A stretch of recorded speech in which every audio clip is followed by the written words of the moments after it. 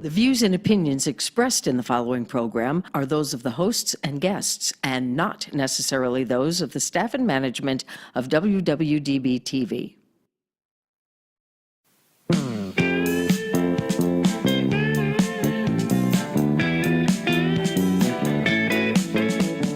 Welcome to the Best of Nevada Business. Small business, Big business. And Family-owned business. it's all right here on the Best of Nevada Business.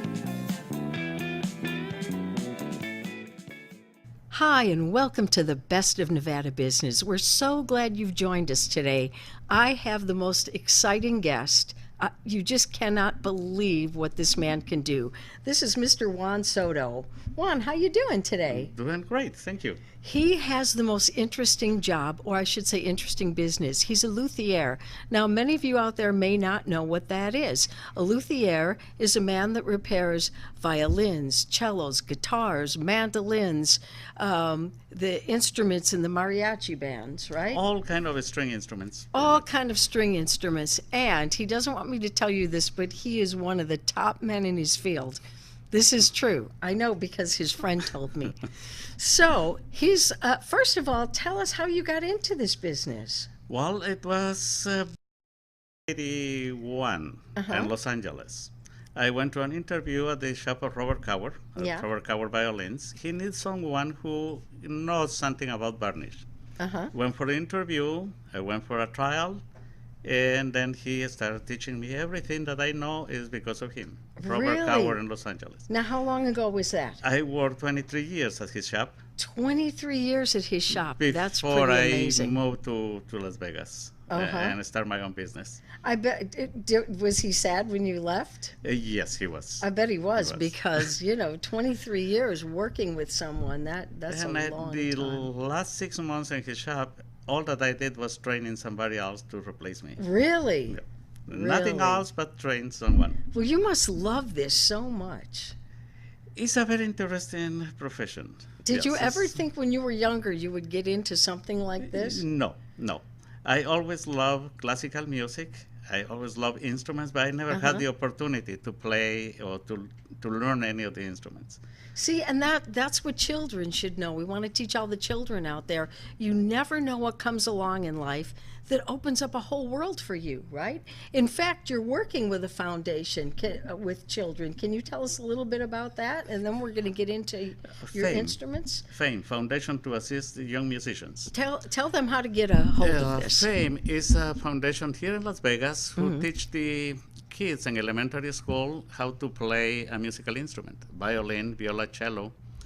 And they get 2 lessons a week, basically for free, get all the materials. And my part in the organization is to keep all the instruments in playing condition. Isn't that amazing? Isn't that amazing? Is there a website they can go to for the foundation? TheFame.com. Fame.com. I'm sorry, no, TheFame.org. FAYM, right? .org. FAYM.org. Go there and you can learn about all the children that he helps. But let's move on to something even more interesting. Tell us what you've brought today to show us. It's Well- like show and tell. Show us what you have. I brought a couple samples of work in progress. Oh, that's interesting. Pretty much what I do in the shop is restorations. I do all kind of repairs, but I do restorations. And I must say that he did a restoration for me, and we'll tell you about that in a little bit. But This is a 100 years old violin. that's 100 years old 100, also? Yes. And it was these corner blocks in here. These 2 here. Yes. There were, one was missing, the other one was cracked. Then I had to get wood and replace them. That's that I put in here. That I shows the new wood. After Okay. this, the wood has to be recolored. Okay. And then it has to be, has to be sanded initially, then recolored to the whole instrument. Now, when you put the face on, does that, this one, that wood wouldn't show once you put the face no, on? no. So why do you have to recolor it? Well, because I see it. Oh, see what a perfectionist he is because he sees it. That's a great answer. Okay. Most of the work that I do, it has to do with pride, with how I feel about it. And you know what? There's not many people like you left in the world anymore. I really appreciate that. Many instruments that I work on it. I open, I finish them, and then I play the instruments, and I don't like how they sound. So what And happens then I have to reopen and rework on them. Like this one, this difference in color here is because the wood here was too thick. Too thick? Too thick. Okay. When they make this instrument originally, the Yeah. maker just decided to leave it a little thicker than normal. Okay. People do all kind of experiments. So you thinned it, made it a little thinner. What I learned from the shop at Robert Coward, we have a standard for instruments, and then we feel and we tap and we listen to the sound of the instruments. And This is the wood. amazing. And then based on that is where we decide what exactly the thickness should be. But there are instruments that I think they are right. I close them, make a bridge, make everything, and they don't sound good. So I reopen it until they sound the way That's I want it. amazing. That's amazing. Now, we have some tools over here.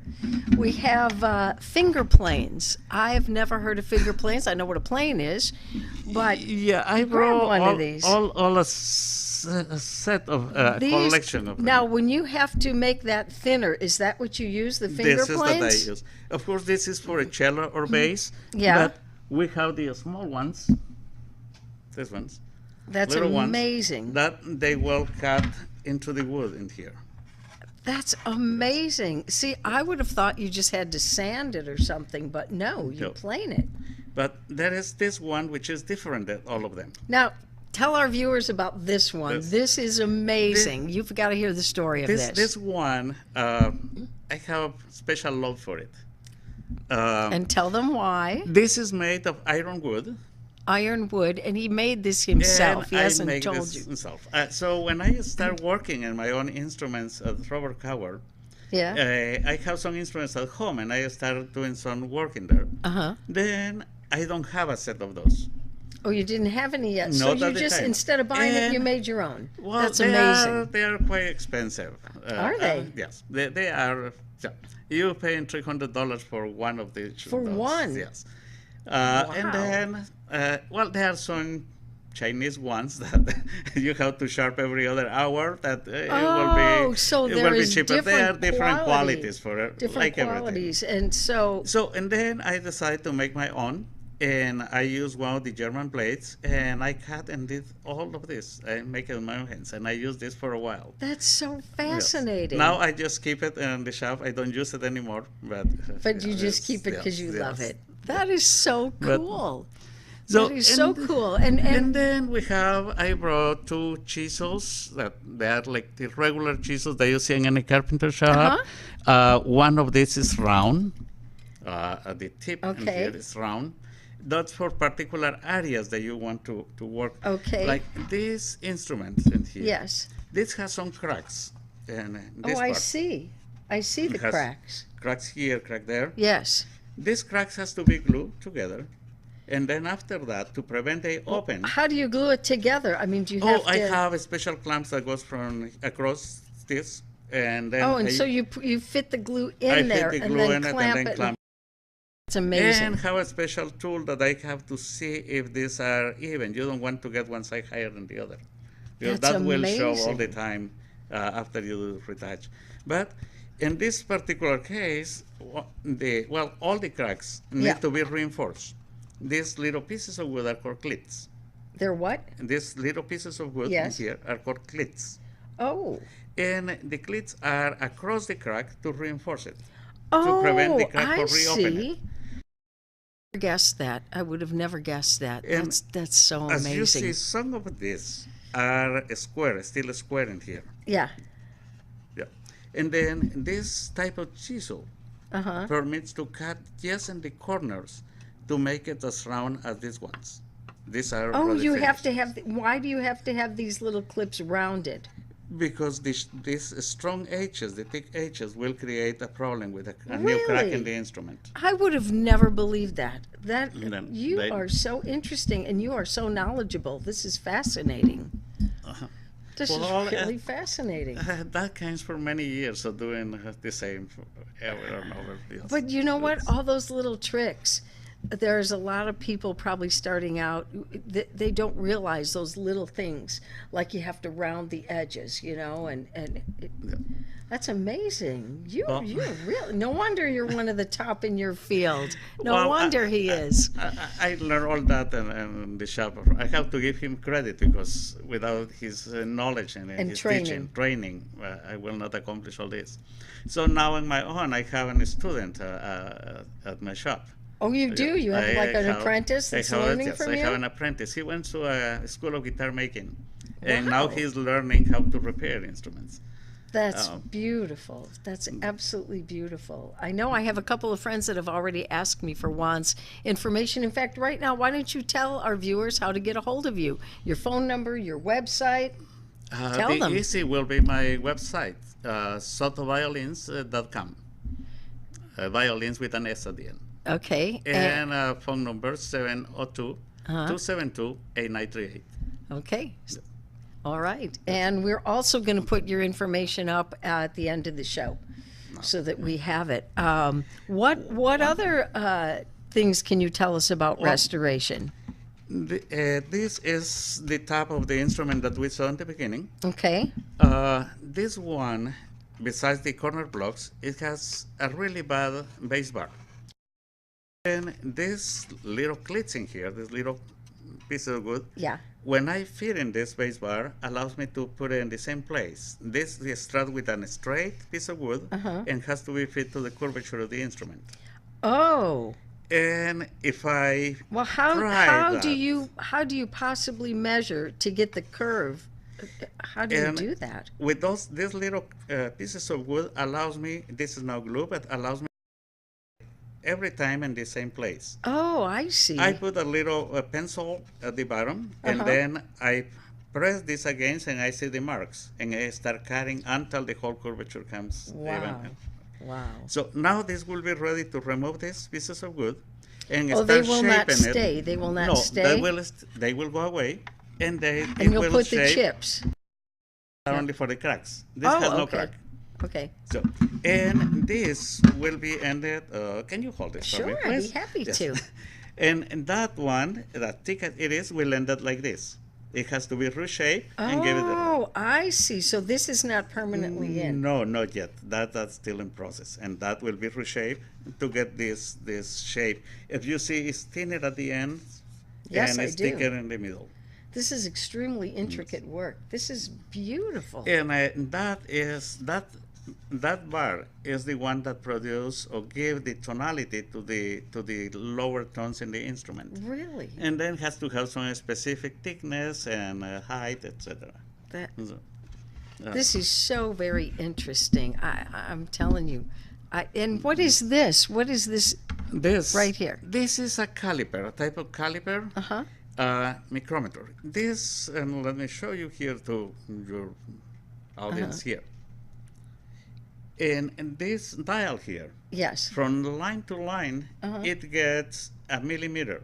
So from 0 to 1 is 1 millimeter. 1 millimeter. Wow. From 0 to 1. Uh-huh. And then let me show you now here. Okay.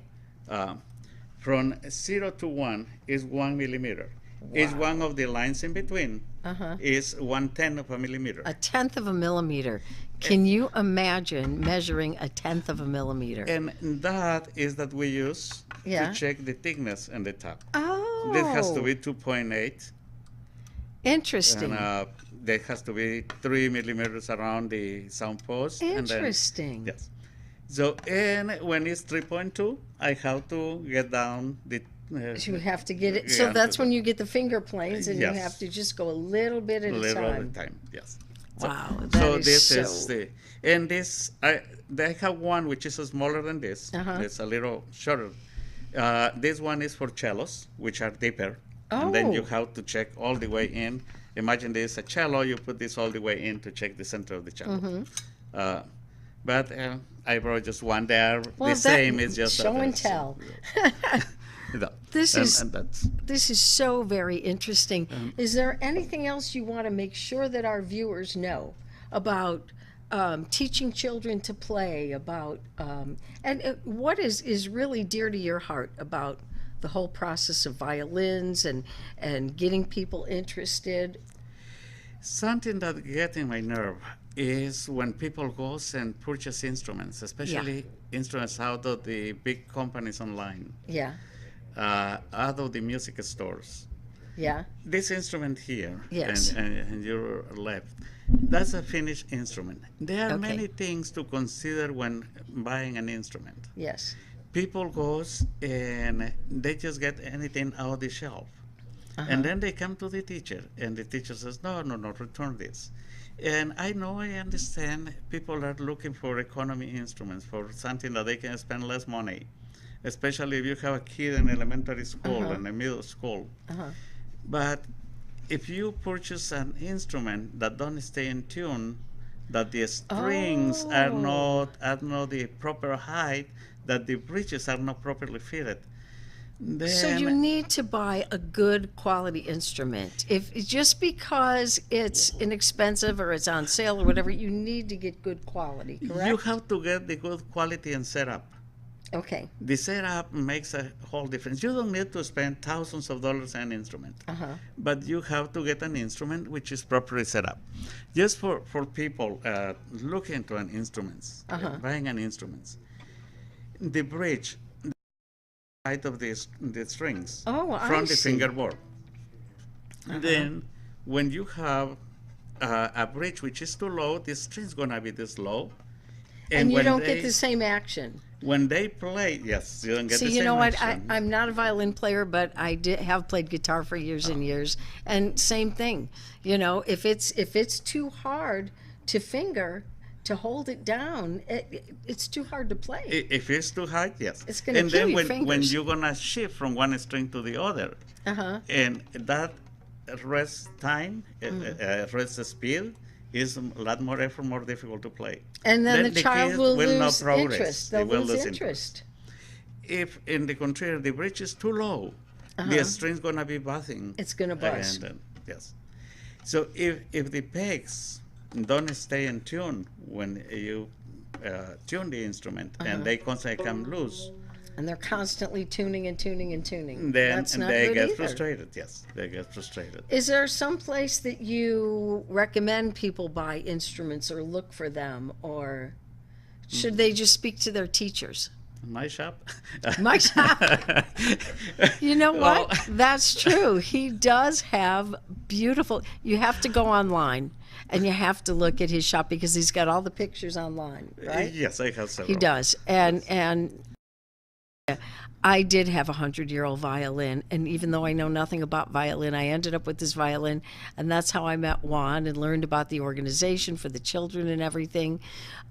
He did the most beautiful job on refinishing that violin for me. It's gorgeous, and I have a little niece that plays violin. I haven't showed it to her yet, but it's really awesome. So, But adding to that, there is always a great thing to ask a teacher when people decide to purchase an instrument. A teacher advice will be great.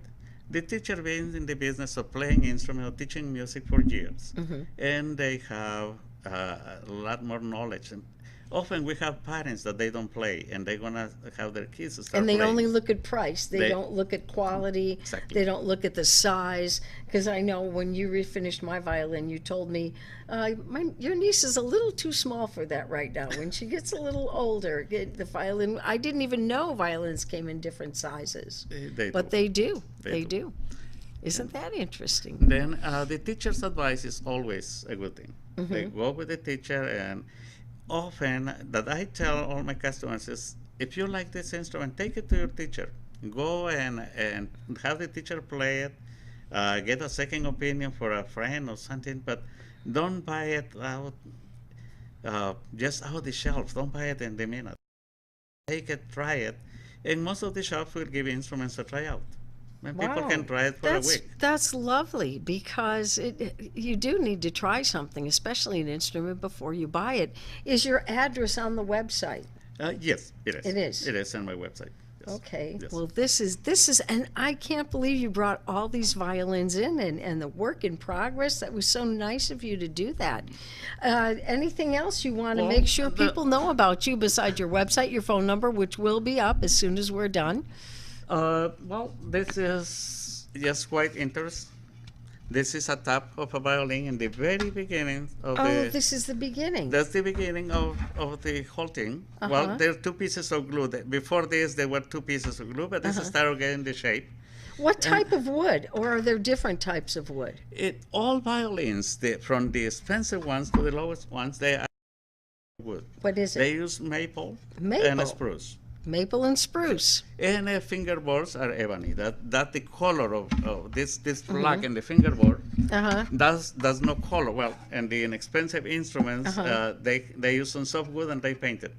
This is the color of the wood. It's ebony, This is true ebony. and ebony is so dense that you put a piece of wood in water and sinks. Really? I did not know that. Did you know that? And they use it hardwood. We use hardwood in the instruments because the metal strings often mark the fingerboard when we press it down. And the hard wood does not. That's yes. This is just fascinating. This is just fascinating. But yeah, those two is just the beginning of an instrument. Once that you glue the top, then it has to start with carving from inside. And you use the finger. That's just the Finger planes. all- And you just have to. Now, there's no way to do it quicker, like the first shot, and then go to the finger planes, or everything is just slow and meticulous. There is always there are machines that cut, but again, You don't like a have to machine, feel. do you? You Well, like handcrafted, I can tell. There are factories that make instruments with machine, but when you have the instrument, you have to feel the resistance of the wood to determine how thick, how thin you go. Wow. You have to hold the tap and listen to the tone. And all that, the machine cannot do that. Here, let's do this. Let everybody hear. and the machine don't do those things. You know, you're right. I would have never thought of that. I would have never thought of that. Well, this has been the most interesting interview, and I can't thank you enough for coming on my show. Well, This is- thank you. That was interesting to show something of what I do. And tell our viewers again what your website is and your phone number www.sotoviolins.com. and your phone number. 702-272-8938. Awesome, awesome. Well, I hope you get people coming down to. I've been to his shop, and it's absolutely. It's just a cute little shop, and it's just so interesting, and so many violins hanging on the walls. It's a and beautiful place. People are welcome just to come and see what's in there. They don't need to purchase. They can come and I get lots of people just with questions. They are welcome to come, and if I know the answer, I'm more than happy to help. Beautiful. So make sure you give Juan a call, Mr. Juan Soto. He really is one of the best in the business, even though he doesn't want me to say that. A little too modest, but you are awesome. And whether you're a violin player or any other stringed instrument, please give him a call. And thank you for on the show. Thank you. We'll see you again soon on the Best of Nevada Business. Take care.